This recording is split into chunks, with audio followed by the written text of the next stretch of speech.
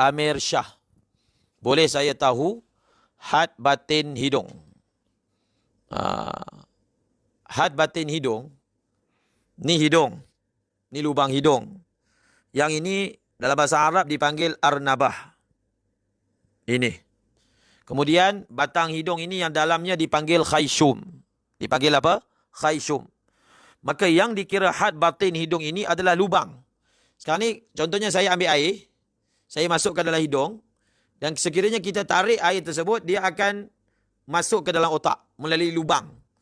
Apabila melepasi daripada lubang tersebut, maka itulah had batin bagi hidung. Dan sekiranya satu orang memasukkan sesuatu objek, ain, ke dalam had batin tersebut, seperti air, ataupun ubat, dan seumpamanya, maka dia dikira telah memasukkan ain, dan kalau berlaku dengan sengaja, kalau berlaku dengan sedar, maka puasanya dihukum sebagai batal. Ahmad Maliki, kalau lupa tahiyat awal dan duduk semula selepas berdiri, adakah batal solat itu? Dia duduk tahiyat awal, lupa tahiyat awal, dan dia duduk semula selepas berdiri. Ada dua perbezaan. Ada dua situasi. Pertama, dia solat seorang diri. Kalau dia solat seorang diri, dia dah berdiri tegak lalu dia duduk semula, perbuatan itu membatalkan sembahyangnya. Kalau dia sengaja dan tahu. Dia tahu dan dia sengaja. Apa yang dia tahu? Dia tahu tak boleh kalau dah tegak berdiri, tidak boleh duduk semula. Dia tahu perkara tersebut. Lalu dia duduk juga, batal sembahyang dia. Kerana apabila kita telah berada di posisi fardu, berdiri itu kan fardu. Apabila kita duduk semula, kita kembali kepada sunat setelah berada di posisi rukun fi'li. Maka hukumnya membatalkan sembahyang. Tetapi kalau dia terturun, benda itu berlaku sebagai respon spontan. Dia berdiri, dia duduk semula, kemudian dia tersedar, tak boleh buat macam ni. Apa perlu dia buat? Dia perlu bangun semula. Tetapi kalau dia adalah makmum, lain pula hukumnya. Kalau dia adalah makmum, hukumnya adalah berbeza. Kalau satu orang makmum, dia terbangun, imam duduk, dia terbangun. Kalau dia terbangun, dia wajib duduk semula. Kalau makmum wajib duduk semula, bila? Kalau dia bangun itu dalam keadaan tidak sengaja. Kalau dia bangun dalam keadaan sengaja, dia ada pilihan sama ada duduk ataupun kekal berdiri, tunggu imam dalam keadaan berdiri.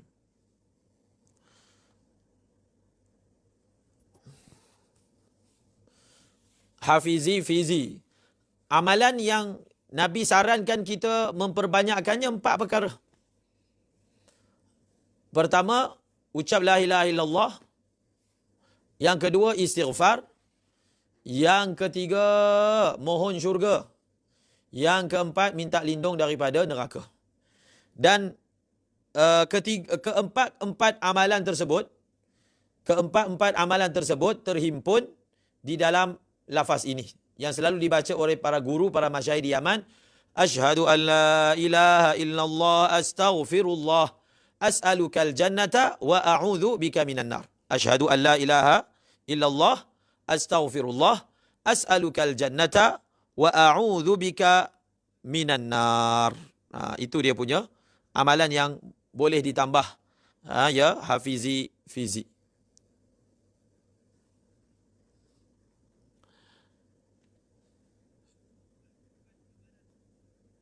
Soalan daripada siapa ni? Abu Hafaz Al-Kitabi.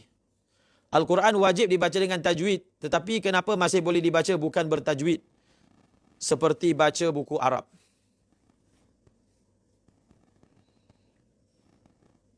Al-Quran wajib dibaca dengan tajwid. Ya, itu Imam Jazari sebut. Al-Quran wajib dibaca dengan bertajwid.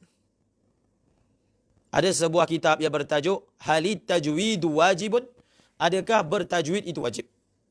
Jadi Al-Quran ini walaupun dalam bahasa Arab, dia mempunyai satu sifat khas yang tak ada dalam kitab Arab.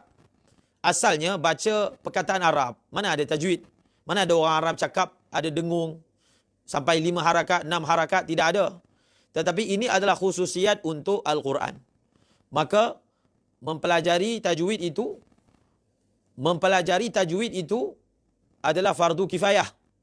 Membaca Al-Quran dengan tajwid itu adalah fardu ain, sama ada kita belajar ilmu tajwid secara formal ataupun tidak.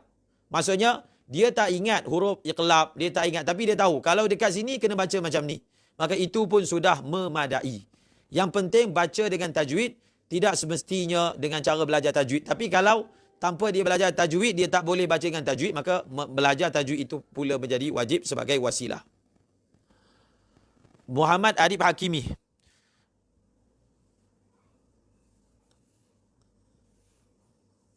Kaedah atau jadual terbaik bagi hufaz untuk meraja Al-Quran. Maka dia berbeza ikut orang.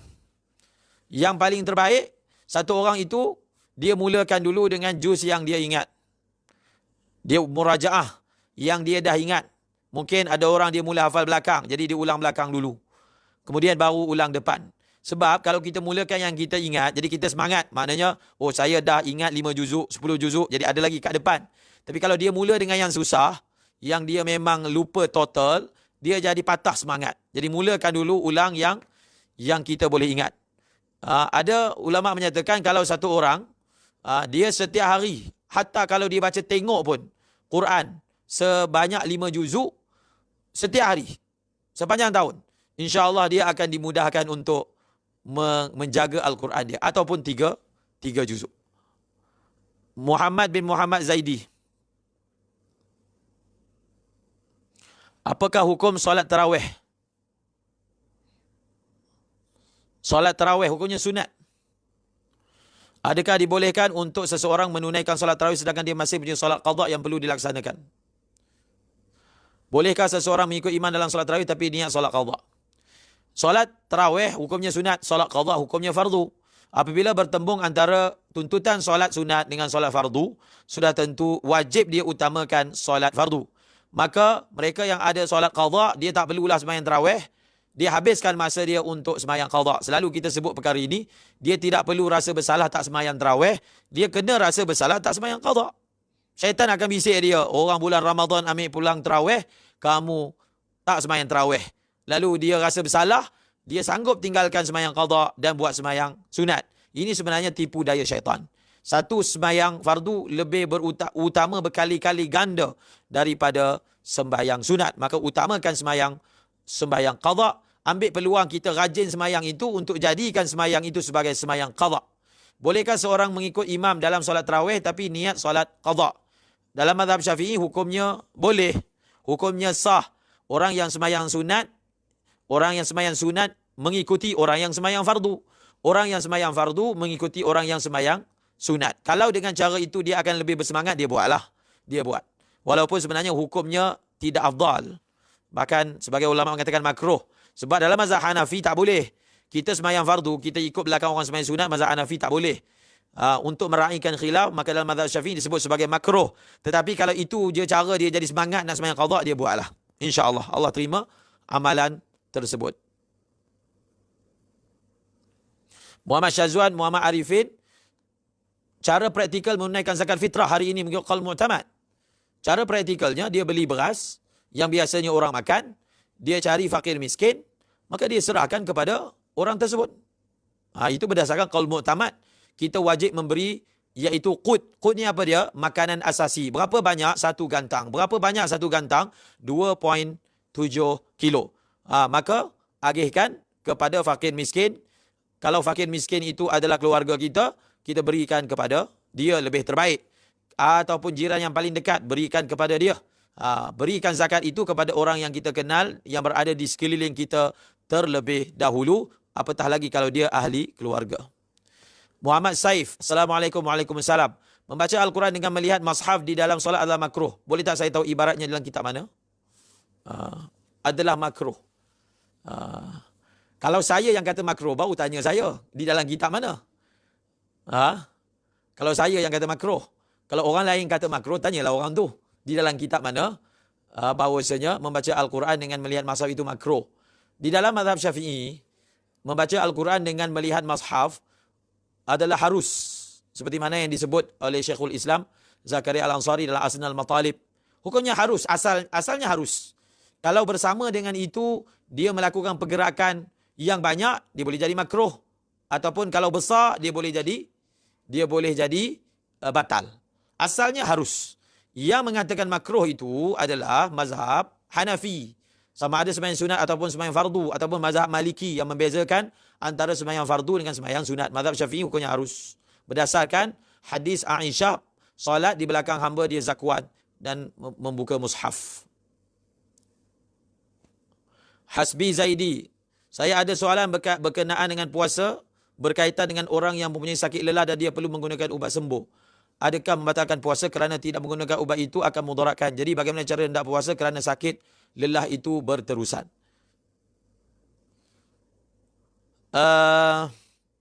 Ini maksudnya penggunaan inhaler lah.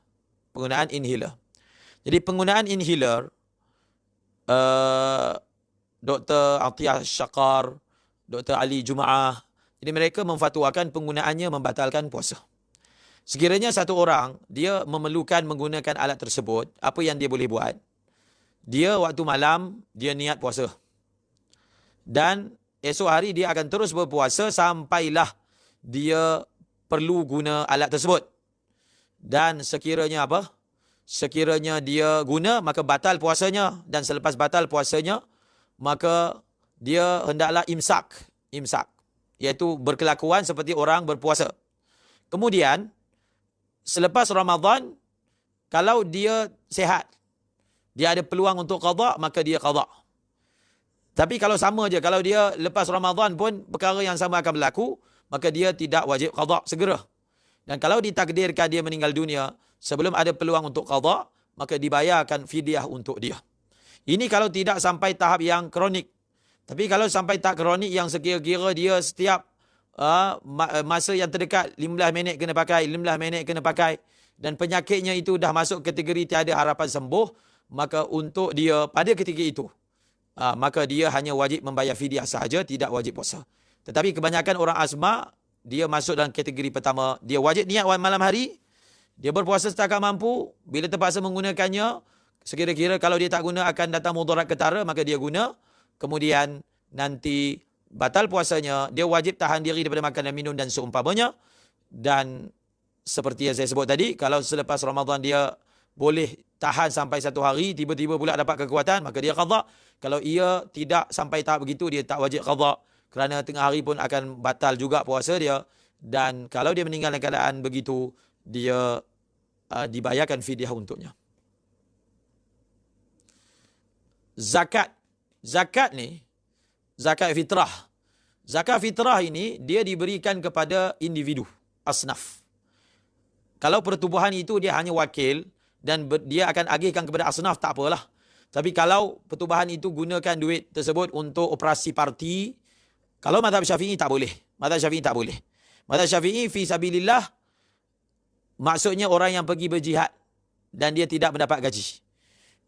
Fisabilillah yang ditafsirkan dengan makna luas itu bukan mazhab Syafi'i. Khairul Azizul, Assalamualaikum. Mana lebih afdal untuk bukan hafiz tapi lancarlah bacaan khatam Al-Quran dalam tarawih dengan melihat Al-Quran, ataupun dalam tarawih baca mana-mana surah yang hafal dan khatamkan Quran di luar dari tarawih.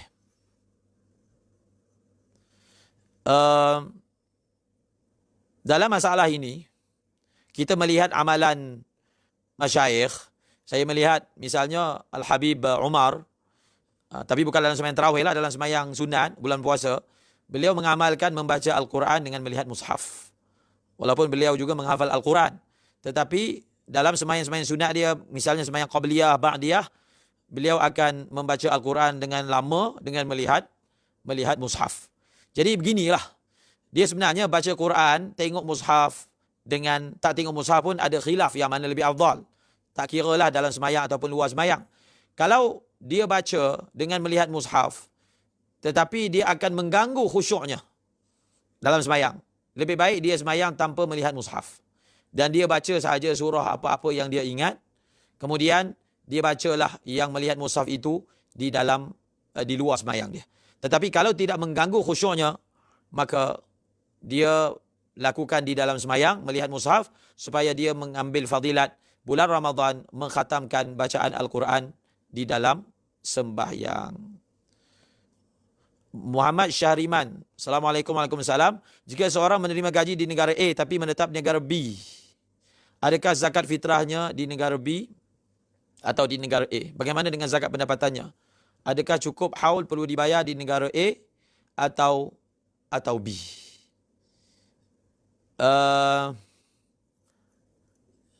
Ini apa ni? Syahriman, Singapura lah ni. Orang Singapura. Dia kerja dekat Singapura.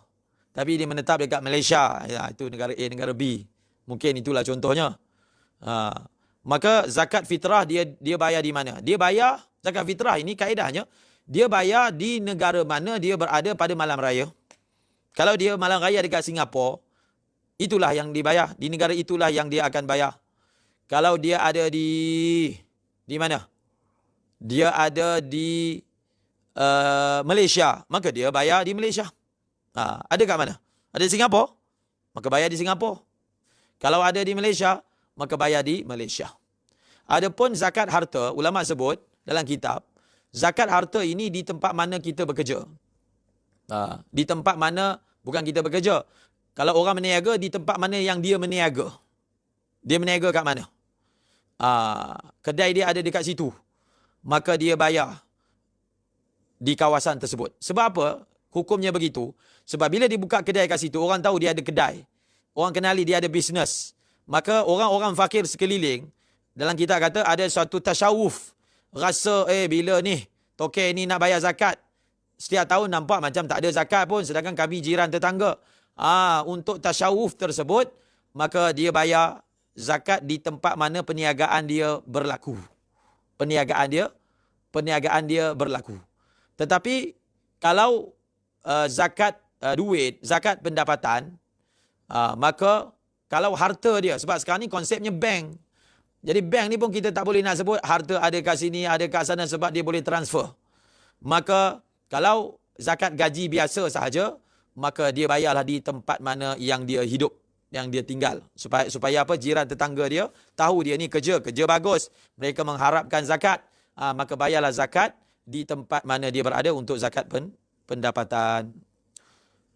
Ustaz Hasbi Zaidi, kalau satu orang tu mempunyai tanah hak milik sendiri nak buat rumah tapi belum buat rumah sekadar simpan, adakah ia perlu bayar zakat juga bagi tanah itu? Tidak perlu. Tanah yang dibeli bukan untuk jual, bukan untuk komersial, hanya sekadar nak buat rumah, nak buat madrasah, maka dia tidak menjadi urudut tijarah. Urudut tijarah ni maksudnya barang dagangan. Barang dagangan ni benda yang kita beli. Waktu kita beli tu memang kita niat nak komersialkan, nak berniaga, nak jual benda tersebut. Kalau dia beli rumah, masa beli tu memang niat nak jual, maka rumah tersebut menjadi urudut tijarah. Maka bila cukup haul, dia tak dapat jual lagi, dia kena bayar zakat untuk rumah tersebut.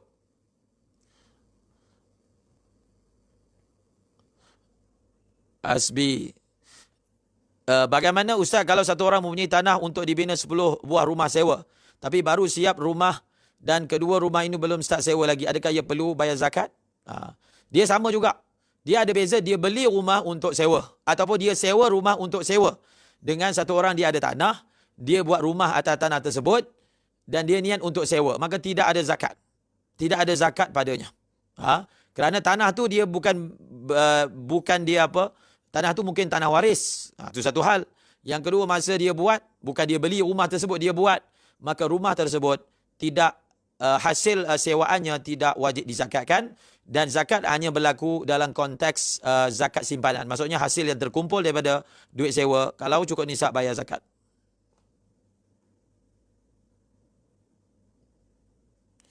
Muhammad Rusdi Yusof,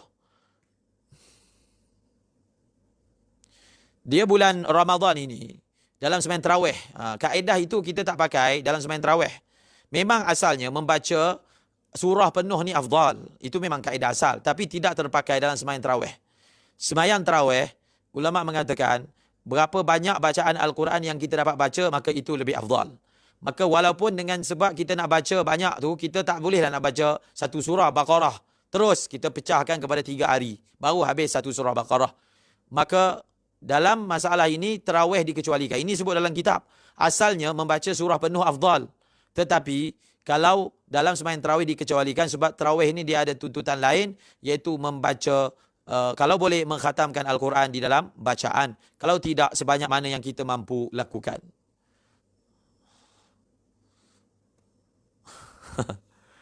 Abdul Wafi, sadaqallahul azim. Betul lah tu.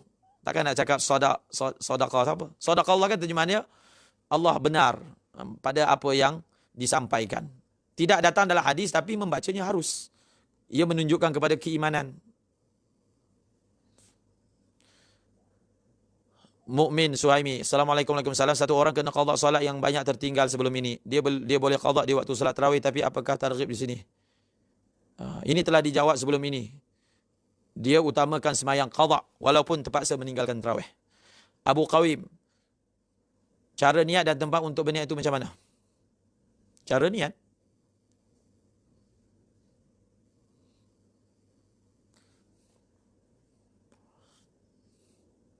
Cara niat seperti biasa. Niat adalah hati. Setiap ibadat ada cara niatnya. Kalau nak wuduk, belajar cara niat wuduk. Kalau nak semayang, belajar cara niat semayang. Nak semayang witir, belajar cara niat. Wa mahalluhal qalbu wa talaffudhu biha sunnatun. Melafazkan niat sunat. Tempat niat adalah hati. Bagaimana nak niat, maka belajarlah. Itu kena belajar. Setiap ibadat ada cara niat yang khas. Faisal Al-Jauzari. Apa pendapat Ustaz bayar zakat secara online dan bayar zakat fitrah dengan barang terus kepada fakir, miskin, jiran sebelah rumah kita? Di dalam mazhab Syafi'i, zakat sebenarnya bayar pakai beras. Pakai beras. Yang kita amalkan selama ini berdasarkan mazhab lain, Maliki, Hanafi, dan telah diputuskan kebenarannya oleh pihak pemerintah. Maka kita bayar dengan cara tersebut, hukumnya harus. Tapi kalau satu orang dia kata dia tak nak bayar pakai duit, dia nak kembali kepada mazhab Syafi'i, maka ahlan wa sahlan. Kalau dia nak bayar menggunakan qimah, menggunakan duit, pun diharuskan berdasarkan pandangan yang muktabar di dalam mazhab yang lain, dan insya-Allah hukum pembayarannya adalah sah. Dan membayar kepada jiran, tetangga, fakir, miskin, adik-beradik lebih afdal. Kalau nak tanya lebih afdal, ya, bayar kepada jiran, tetangga lebih afdal daripada kita bayar kepada orang jauh.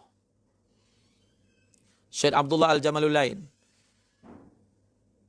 Assalamualaikum. Waalaikumsalam. Jikalau kita sedang kunyah makanan lepas tu dengar azan subuh, tapi kita merasakan yang surau itu azan awal seminit berdasarkan waktu pada jam kita, bagaimana dengan puasa? Dia ini, sahur ini memang disunatkan untuk kita lewatkan. Tapi ulama mengatakan jangan lewatkan sampai kita jadi syak. Sampai kita jadi syak. Jadi kalau satu orang dalam kes yang ditanya tadi, dia tengok jam dia belum lagi azan, dia rasa. Nampak? Dia rasa masa dia tak yakin. Dia yakin apa? Dia yakin dengan jam dia ke atau dia yakin dengan surau? Dua-dua dia tak yakin. So bila dua-dua dia tak yakin, tak baguslah menangguhkan sahur sampai lewat setara itu. Tapi daripada segi puasanya, hukumnya adalah sah. Namun afdalnya, walaupun dia rasa macam tinggal seminit lagi, puasanya hukumnya adalah sah.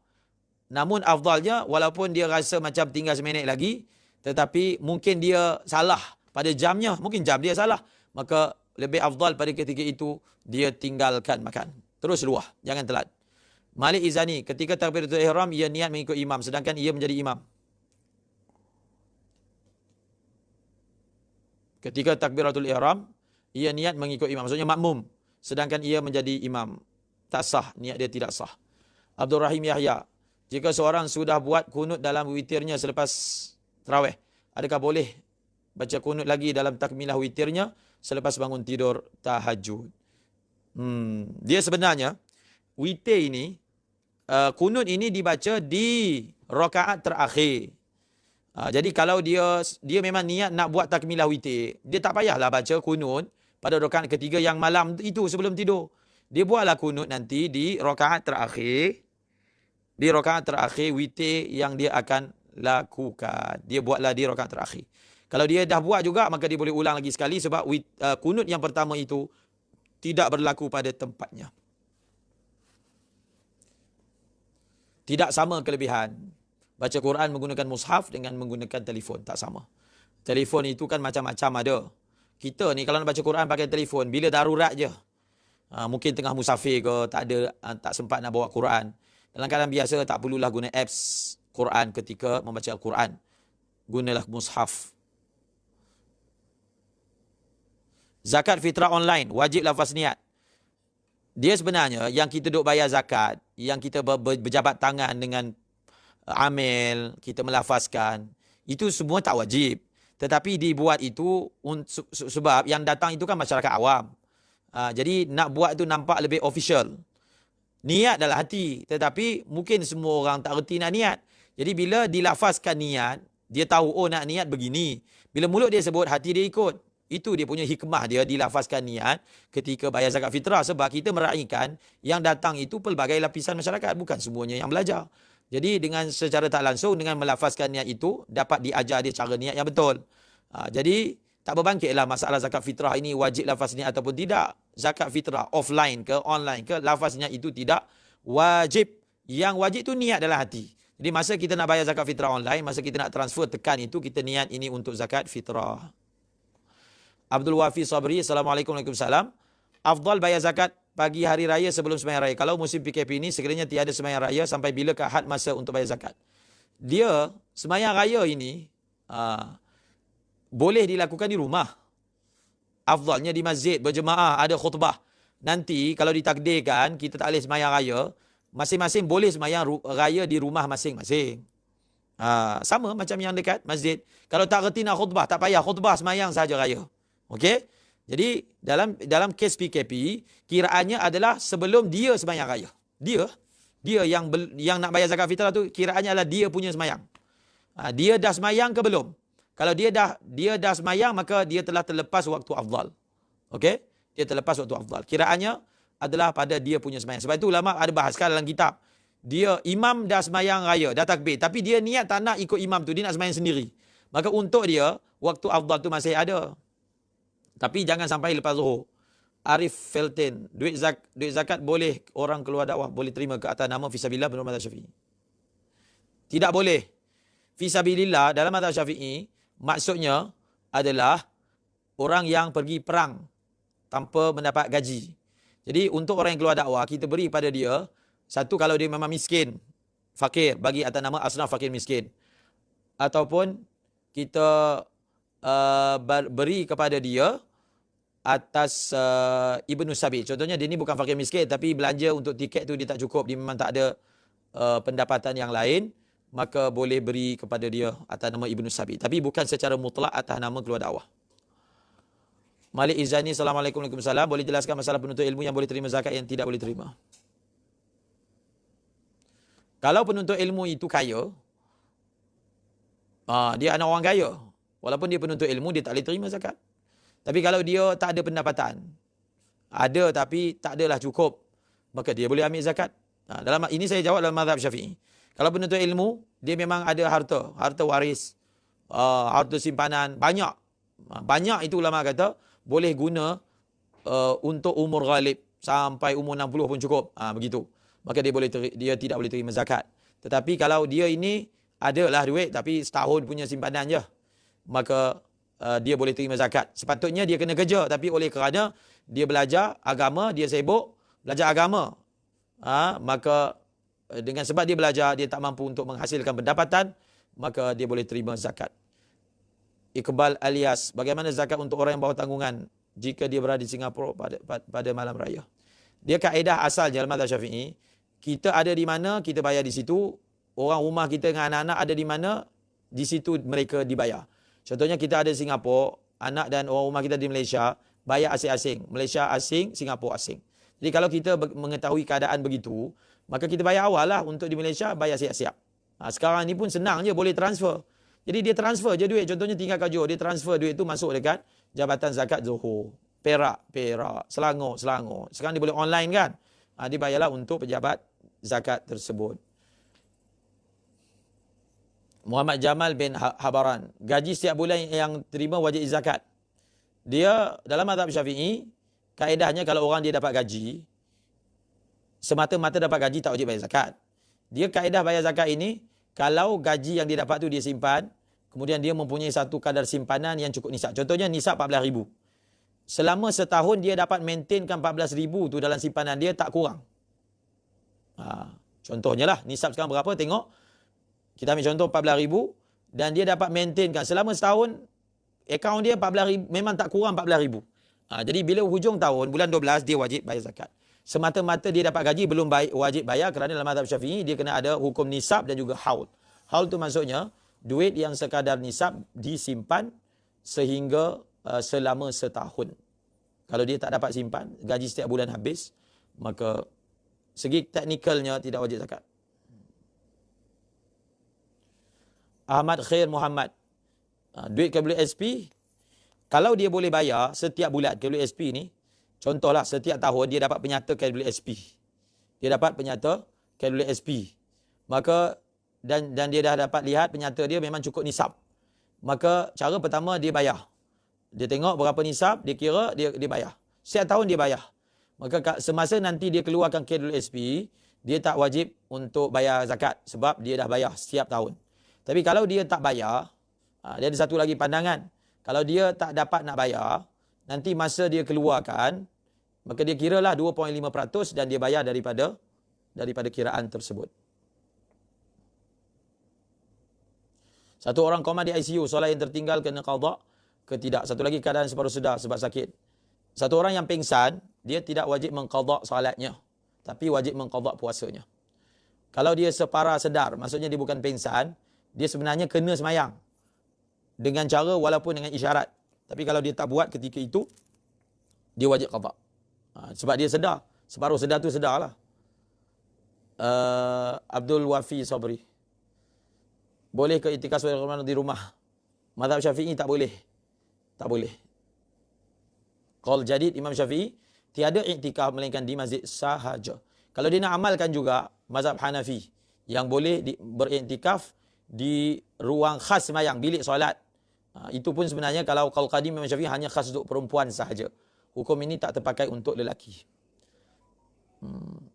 Tapi kalau dia nak amalkan, dia buatlah. Moga-moga Allah terima. Asalnya tak sah. InsyaAllah Allah terima niat dia.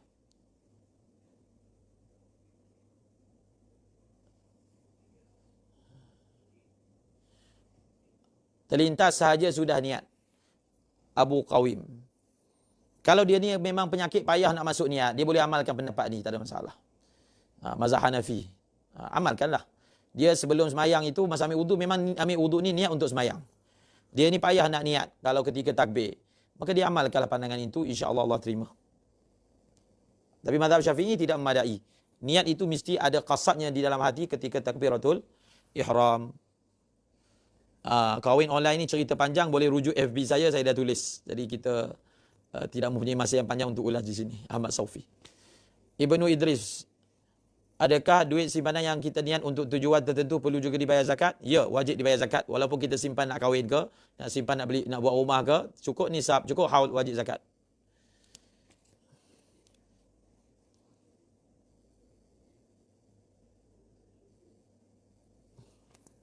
Dia penuntut ilmu dan dia ada gaji. Tak boleh lah, tadi kan kita sebut. Dia penuntut ilmu dan dia tak dapat bekerja. Dia tak dapat bekerja.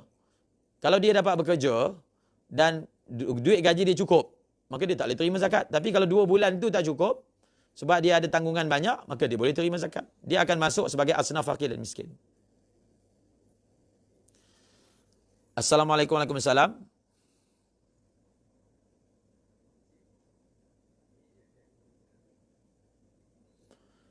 Betul tak kiraan macam ni? Zakat fitrah bersama segantang. Harga fidyah secupak, 4 kali cupak bersama segantang. Betul. Jadi kalau orang tanya, berapakah kadar fidyah? Saya kata, kadarnya adalah RM7 bahagi 4 ataupun 2.7 kilo bahagi 4.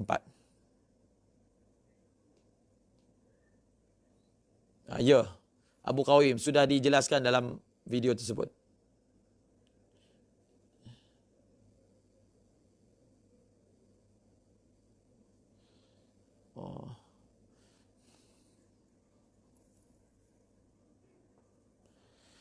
Iqbal Id.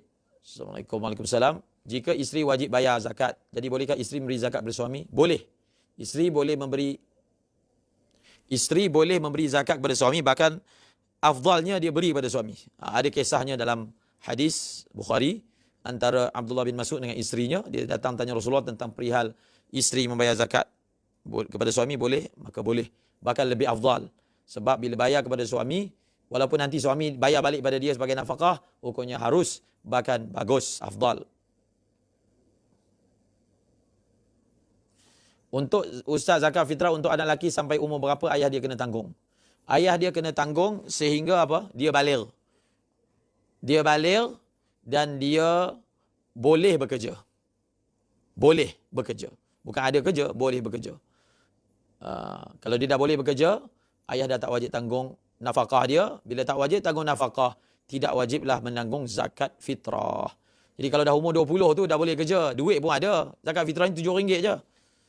Maka suruh dibayar sendiri. Sebenarnya anak kita kalau dia dah balik, dia ada duit simpanan, ajar dia bayar zakat fitrah sendiri. Keluarkan duit dia, bayar, pergi jumpa amil, bayar sendiri. Haul zakat simpanan, asal kiraannya adalah hijri. Tetapi boleh digunakan masihi, tambah sikit. Hijri. Dalam syarak ni bila disebut haul maksudnya hijri.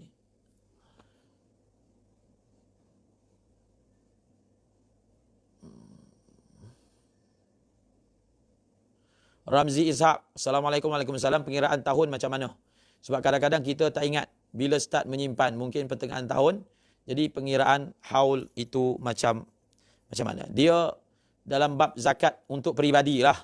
Jadi kalau kita tak ingat, kita buatlah satu anggaran. Maksudnya saya simpan ni tidak kurang daripada berapa bulan. Dia ambil satu kadar yang mana andaian paling tinggi. Contohnya, dia mula simpan ni antara bulan 5, 6. Tapi bukan sebelum bulan 5. Tapi mungkin bulan 6, mungkin bulan 5. Maka dia ambil yang lebih awal bulan 5. Dia ambil yang lebih awal bulan 5. Nanti bulan 5 tahun depan, dia bayarlah.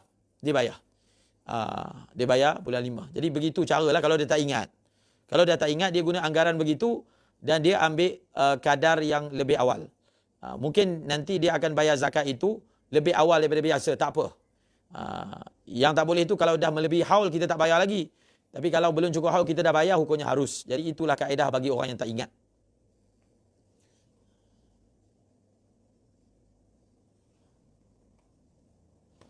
Muhammad Nur Azizi Darus, saya tak tahu sama ada malam raya saya berada di kampung di Negeri Sembilan atau di rumah saya di Terengganu sebab musim PKP ini di mana nak bayar zakat fitrah.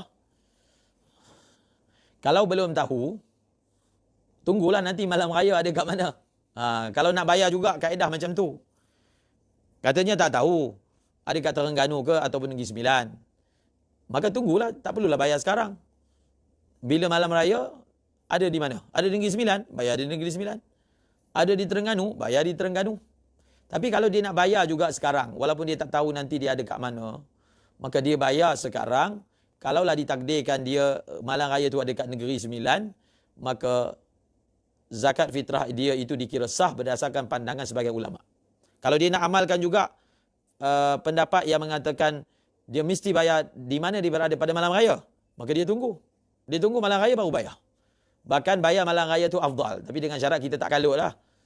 Bayar malam raya. Kalaulah contohnya kan, amil tak ada. Tapi Negeri Sembilan membekalkan online. Bayar online. Jadi tak adalah berbangkit sangat sebenarnya walaupun bayar malam raya.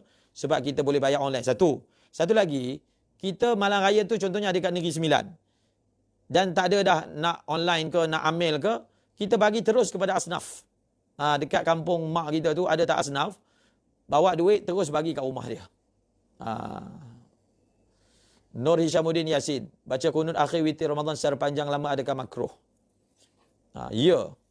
Dia sebenarnya bacaan kunut khususnya bila khatam, orang banyak ikut yang di Masjid Mekah, Masjid Nabawi. Sebenarnya itu bukan atas mazhab Syafi'i.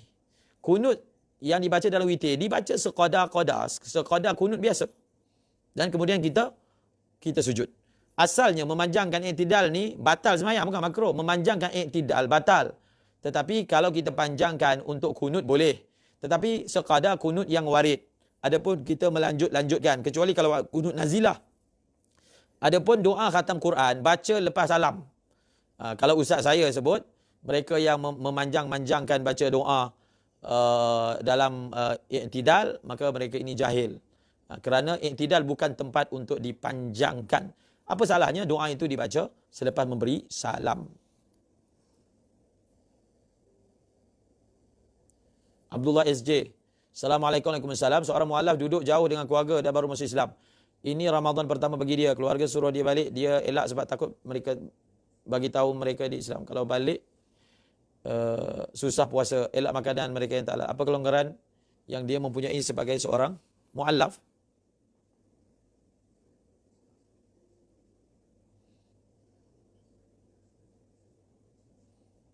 Maka untuk mualaf tersebut, soalannya tak jelas tu Abdullah SJ. Mungkin maksudnya boleh tak dia balik juga dan dia makan, ataupun dia balik juga dan dia makan tak halal. Tidak, dia tak boleh berbuat demikian itu. Tapi benda ini mujahadah lah yang terpaksa diharungi oleh dia. Maka dia buatlah apa-apa helah untuk tidak balik dan dia kekal dalam keadaan berpuasa. Dan cabaran-cabaran pasti ada. Mudah-mudahan Allah bantu dia. Tapi nak kata dia ada kelonggaran ke boleh tak berpuasa setakat kalau dia tinggal kat Malaysia ni tak boleh lah. Kalau dia tinggal dekat negara kafir, yang memang kalau dia kena bunuh dengan orang kafir pun kerajaan tak bantu dia, di situ mungkin ada. Tapi kalau dia dalam Malaysia, walaupun mereka marah dia masuk Islam, mereka tak boleh buat sewenang-wenangnya sebenarnya. Kerana kita ada penguatkuasaan, maka belum sampai tahap dia boleh makan kerana terpaksa. Memang ada keadaan yang boleh makan kerana terpaksa. Kalau dia tak makan, kena bunuh. Tapi dalam situasi zahir yang dilihat dalam lingkungan Malaysia, belum sampai lagi tahap tersebut. Assalamualaikum warahmatullahi wabarakatuh. Kalau kita beri zakat direct pada asnaf, perlukah kita zahirkan? Kalau kita beri kepada asnaf, memberitahu tak wajib. Tetapi, faedah kita bagi tahu, mungkin orang yang kita bagi itu, kita sangka dia asnaf. Rupa-rupanya dia bukan asnaf. Jadi bila kita bagi tahu, ini duit zakat saya. Jadi dia pun jenis belajar juga. Dia kata, saya tak boleh terima zakat misalnya. Itu je faedah untuk kita bagi tahu kepada dia. Tetapi, kalau kita memang kenal dia, maka tidak memberitahu pun memang dia sah-sah orang fakir, maka keperluan memberitahu itu tidak ada. Okey? Keperluan memberitahu itu tidak ada. Tapi memberitahu, hukumnya harus dalam setengah keadaan disarankan.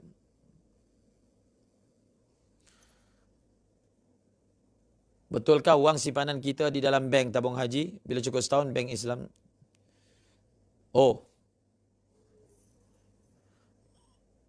Ini bukan soalan fiqah ni. Adakah tabung haji akan potong automatik ataupun tidak? Soalan ni kena tanya tabung haji.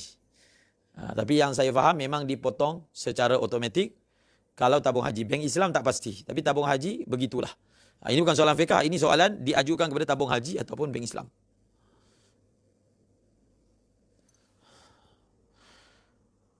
Bolehkah kita kirim duit pada orang tersebut untuk dia bayarkan zakat untuk kita? Boleh. Kita bank in online dan dibayarkan untuk kita. Boleh. Wakilkan. Harus. Akmal Sadiq. Bolehkah kita kirim duit pada seorang untuk dia bayarkan zakat untuk kita? Boleh, boleh. Kita wakilkan dia. Kita lafazkan, saya wakilkan kamu untuk bayarkan zakat fitrah ke zakat harta ke bagi saya. Zakat ni memang boleh wakilkan orang dengan cara sama ada kita bagi duit tu cash tunai ataupun kita transfer dan dia keluarkan duit tersebut.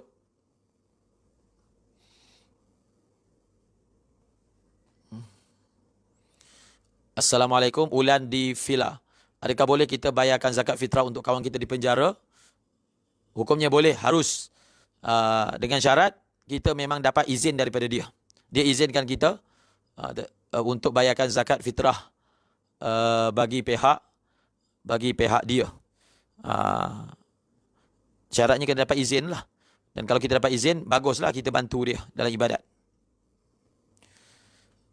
Muhammad Jamal bin Habaran. Apa hukum menelan kahak dengan sengaja membatalkan puasa? Macam mana nak tahu seorang itu fakir atau tidak? Adakah cukup kita agak saja dia miskin, lepas tu serah zakat fitrah, kerana susah nak tahu seorang itu miskin ataupun tidak. Sebab itu, Faisal Al-Jauzari, sebab itu orang yang ada harta ni, dia perlu cakna lah. Perlu tahu ehwal orang sekeliling dia. Perlu tahu. Perlu tafakud. Perlu tengok. Perlu selidik. Tapi dalam kitab kata, kalau satu orang tu dia datang, dia minta zakat daripada kita, dia kata dia fakir, maka kita boleh terus beri kepada dia walaupun kita tak selidik. Jadi, tapi kalau orang yang dia tak dakwa apa-apa, kita nak bagi pada dia, maka kita boleh bagi berdasarkan zahir. Dia tinggal kat bawah pokok je, tinggal kat bangsal ke, maka kerja dia ni kutip tin ke, itu kita dapat tahu berdasarkan pekerjaan dia. Tapi kalau tak pasti, maka kalau kita nak bayar sendiri, kita pun tak pasti, bagi kepada pemerintah. Ini salah satu sebab dalam sebahagian keadaan, bagusnya lebih baik bagi kat pemerintah. Sebab pemerintah ini dia lebih banyak akses kepada orang miskin daripada kita. Dia lebih banyak anggota, dia lebih banyak pasukan yang boleh selidik, boleh tafakud, boleh dapatkan maklumat. Tapi kalau kita kenal secara personal, kita bagi. Tapi kalau kita tak tahu, kita pun blur, tak erti. Sebab itu bagilah kepada pejabat zakat. Biar diuruskan sebab mereka lebih banyak akses maklumat tersebut. Itu cara dia untuk selesaikan masalah ini. Isteri saya haid 7 hari. Hari 8, 9, 10, 11 dia puasa, sebab itu hari 12, 13 datang haid. Ya. 12, 13 saja berhenti setakat tu. Ya, dia dikira haid. 12, 13 tu dikira haid. 7 pertama dikira haid. Tengah-tengah itu, walaupun tak keluar darah, di antara 2 darah haid dikira haid. Jadi puasa yang dia dah buat itu, hukumnya tidak sah. Dipanggil berdasarkan qaul, dipanggil sahab. Dia ada 2 qaul dalam masalah ni. Satu pandangan mengatakan puasa dia sah. Satu pandangan mengatakan puasa dia tak sah. Atas qaul laqat, maka puasanya sah. Atas qaul sahab. Sahab tu maksudnya, bila satu orang dia keluar haid, kemudian berhenti, kemudian keluar balik dalam lingkungan 15 hari. Maka yang tengah-tengah itu walaupun tak keluar darah, dihukum sebagai haid. Kalau dia ada puasa, puasa dia tak sah. Kalau dia ada semayang, semayang dia tak sah. Cuma semayang tak perlu qadha, tapi puasa perlu diqadha semula kalau puasa fardu. Saya dah terangkan, Iqbal. Asnaf fisabilillah ni senang je, tak perlu nak detail. Orang yang pergi jihad, peperangan, kemudian dia tidak mengambil gaji secara sukarela, maka dia berhak. Itu tafsiran asnaf fisabilillah dalam mazhab Syafi'i, dan mazhab Hanafi pun sama. Dalam mazhab Hambali, boleh bagi fisabilillah ni orang yang pergi haji.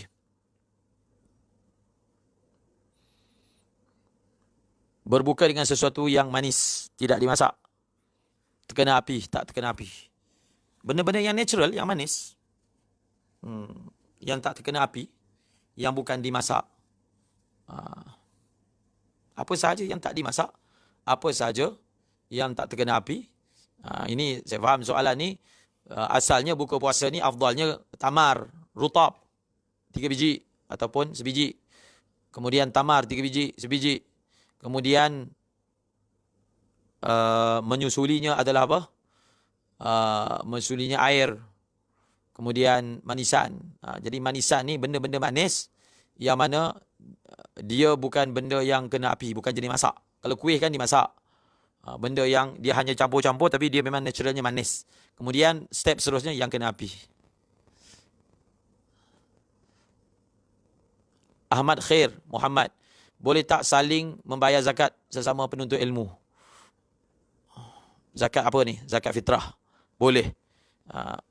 Dalam bab zakat fitrah ni, ada orang dia wajib bayar zakat fitrah, tapi dalam masa yang sama dia boleh terima. Sebab maksud kaya dalam bab zakat fitrah ni, iaitu pada malam raya dan siangnya dia ada duit lebih. Lebih daripada perbelanjaan yang dia perlu guna untuk sehari semalam. Kalau dia ada lebih, dan lebih itu cukup, kalau contohnya RM7, ataupun dia ada berapa keluarga, 10 orang, RM70 ada satu hari semalam, dia ada lebih lagi daripada itu. Maka dia ini sudah dikira kaya dalam bab zakat fitrah. Maka dia wajib bayar zakat fitrah RM70. Tapi dalam masa yang sama, dia ini kalau dalam bab asnaf, dia masih asnaf. Maka dia boleh terima zakat fitrah. Dia bayar zakat fitrah, dia boleh terima zakat fitrah. Jadi sesama penuntut ilmu, kalau sifatnya begitu, hukumnya boleh. Muhammad Jamal, mandi secara menyelam ke dalam air laut, batal tak puasa? Menyelam tak batal puasa. Kalau dengan sebab menyelam, air masuk, batal puasa. Tapi biasanya masuk lah. Jadi batal puasa dia. Jadi kalau dia tahu, kalau dia menyelam, akan masuk air, haram dia menyelam tu. Sebab dia tahu akan menyebabkan batal puasa. Suami jadi asnaf, muslim PKP, tapi isteri ada duit. Wajib ke isteri tersebut bayar zakat? Saya dah sebut. Muhammad Saif. Maksud orang yang mana miskin dalam bab zakat fitrah ni bukan macam kita sangka. Dia memanglah miskin, tapi takkanlah dia tak ada lebihan. Contohnya, malam raya, siang raya perlu berapa ringgit. Dia ada lebih tak daripada tu. Bahkan zakat fitrah ni, kalau dia tak ada duit cash pun, tapi dia ada harta yang lebih, dia sepatutnya kena jual harta tersebut untuk bayar zakat fitrah. Jadi dia tak semudah itu untuk orang kita nak kata dia tak wajib bayar zakat fitrah. Sebab miskin dalam bahasa zakat fitrah ni tidaklah, bukan memberi makna dia ni tak ada kereta, tak ada, tak. Bukan begitu. Jadi tarifnya saya dah sebut tadi, orang yang tidak mempunyai lebihan daripada apa yang dia perlukan pada malam raya dan siangnya. Kalau dia ada lebihan dan lebihan itu cukup untuk zakat fitrah, dia wajib bayar zakat fitrah tersebut. Okey, kita andaikanlah si suami itu memang sampai tahap sengkit setara itu. Maka adakah anak dan isteri wajib bayar zakat fitrah untuk mereka sendiri setelah pihak yang sepatutnya bayar tak mampu? Pendapat yang muktamad tak wajib. Pendapat yang muktamad tidak wajib untuk isteri, walaupun isteri itu ada duit, dia tak wajib bayar untuk dirinya. Tetapi disunatkan dia bayar juga, untuk sunat saja dia bayar untuk diri dia. Sebagai apa? Sebagai nak keluarkan daripada khilaf. Dia ada satu cara lagi. Dia kan ada duit kan? Dia rasa dia nak bayar untuk diri dia, untuk anak dia. Suami dia tak ada duit langsung. Kalau dia nak bagi suami dia wajib bayar zakat fitrah, dia bagilah duit kat suami dia. Menyebabkan suami dia ada lebihan daripada kadar yang saya sebutkan tadi, maka suami dia bayar. Itu cara dia. Tapi kalau dia tak nak buat macam tu, dia tak wajib pun buat seperti itu, maka dia tidak wajib bayar untuk diri dia. Tapi disunatkan untuk dia bayar. Tapi untuk anak, dia tak perlu bayar. Yang kita bicara tadi, sunat bayar tu untuk diri dia. Sebab ada pandangan kata kalau suami dah jadi jatuh miskin dalam bab zakat fitrah, isteri berduit, maka isteri wajib bayar. Tapi pendapat itu bukanlah muktamad. Pendapat ini pendapat yang satu lagi. Namun untuk meraihkan pandangan tersebut, kita buat juga. Tetapi pendapat ini tidak terpakai dalam kes anak-anak. Untuk anak-anak tersebut, kalau nak dibayar, ibu dia tak boleh bayar untuk anak-anak. Ibu tak boleh. Yang kena bayar tu ayah. Jadi kalau dalam situasi ini, dia bagilah duit kat ayah tu. Jadi biar ayah tu berduit. Daripada berduit itu, dia bayar pula semula untuk anak tersebut.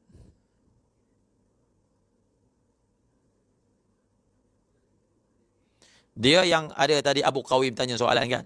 Di musim PKP dia tak ada pendapatan. Tapi dia ada duit simpanan.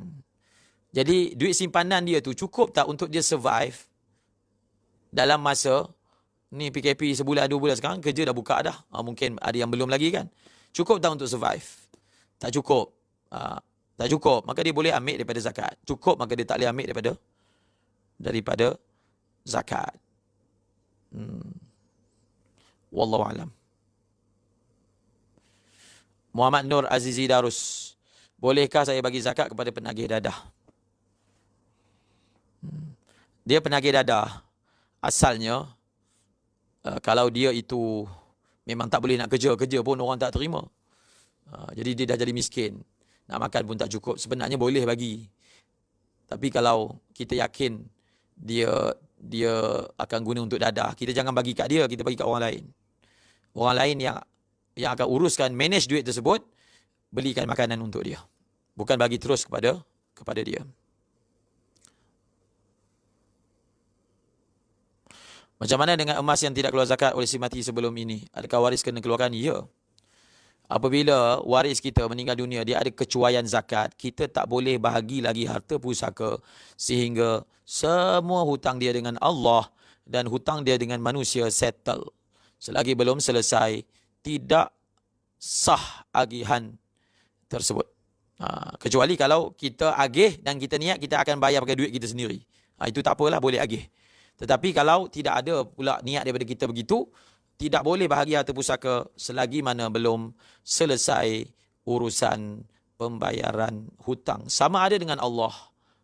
Jadi hutang zakat ni hutang Allah, maka perlu diselesaikan. Wallahu a'lam bissawab. Dah 9.30 kelas kita sampai 9 suku.